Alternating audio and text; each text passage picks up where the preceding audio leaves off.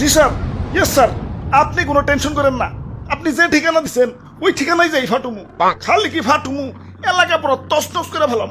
ঠিক আছে স্যার, যাই স্যার। অনেক দূর যাইতে হইব, গতিটা আরো বাড়িয়ে দিই।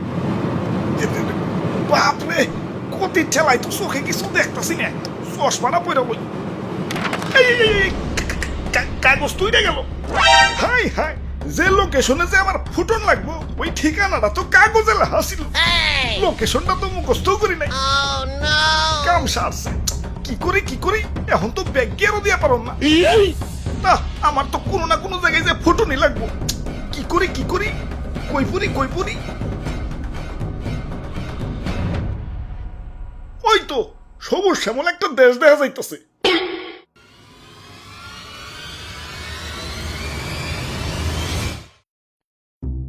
ভাই যাইতে দেন ভাই, দেরি হয়ে যাইতাছে।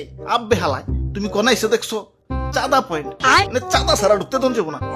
ওরে বাপুরে, ইয়া চাঁদা দেও আর আগে বাড়াও। চাঁদা তোলেন কেন ভাই?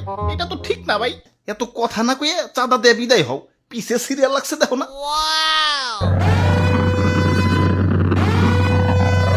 আরে আরে খারাও, তো তাড়াহুড়া গেলা। ওই আমার পতাট কেউ না, আমার একটু সামনে গিয়া ফুটতে হইব। কিন্তু সামনে যাইতে হলে যে চাঁদা দেওয়া লাগবো। এই চাঁদা হবাই চাঁদা, এই রাস্তা দিয়ে যেই যাইব তারই চাঁদা দিতে হইব। দেন আপনার চাঁদা দাদা 150 টাকা। 150 টাকা? এই আমার কাছে কোনো টাকা নাই। টেকা না থাকলে তো যাইতে দেন যাবো না। ওই ইমার্জেন্সি ভাই, আমার একটু সামনে যাই ফুটন লাগবো, যাইতে দাও ভাই।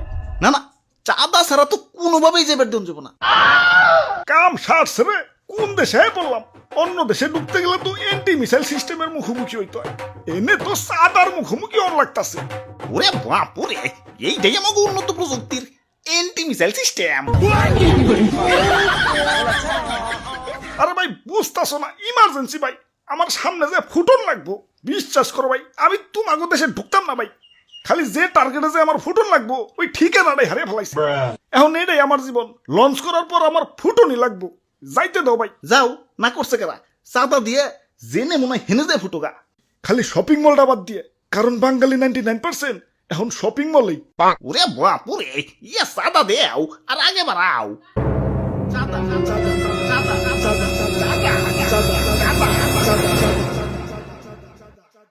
আরে ধর, এই তখন মানুষের বেলায় কোথাও শান্তি পাইতেছি না। একে তো আমার জায়গায় জায়গায় ফুটিয়া ফাটিয়া দুনিয়া জুড়ে একটা গ্যাঞ্জাম বাজিয়ে দিছে, তার উপরে তোরা চাঁদাবাজিতে রাস্তাটকে বই রইছস।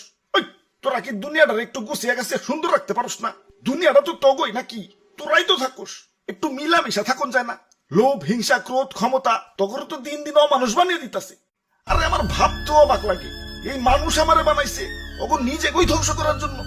কিছু মানুষের রাজনৈতিক ঝগড়া আর ক্ষমতার লোভ শাস্তি দিচ্ছে সারা দুনিয়ার নিরীহ মানুষদের। আমি যখন আকাশে উঠি, নিচে দেখি বাচ্চারা খেলছে। আরে আরে এদের স্বপ্ন ভাঙার জন্যই কি আমি তৈরি?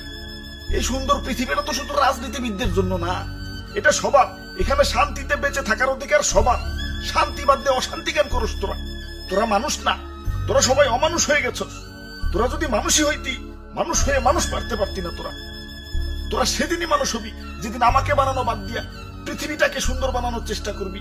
তোরা সেদিনই মানুষ হবি যেদিন আমাকে বানানো বাদ দিয়া নিজের ভাইদেরকে বুকে টেনে নিবি। আরে এত কথা কিসের? এনে কি সিনেমা দেখতে বইছি? ভালোই চাঁদা দিয়ে যাও, চোখের সামনে থেকে সরো। জ্ঞান দিতে আইছে।